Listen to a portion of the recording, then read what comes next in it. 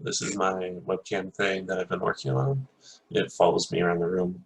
I do computer vision with Python on my face, and then if it loses my face, it tries to keep some momentum and guess where it is. So it's gray when it loses my face, and then it's not gray when it finds my face.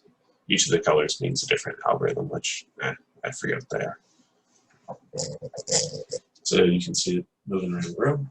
So this is actually the camera pivoting on motors. Like, show you my workbench. I kind of have to lower my face to get it to point down. But there you go. So I use this stuff to make it. Here's my 3D printer. Here. Show my bookcase. There we go. It has a little bit of momentum, so if it loses my face, it keeps traveling in that direction or that direction. If my face was moving that way, it'll keep moving that way until it finds one.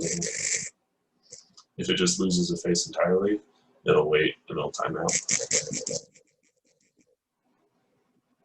So it's waiting. And then it returned to center because it waited too long.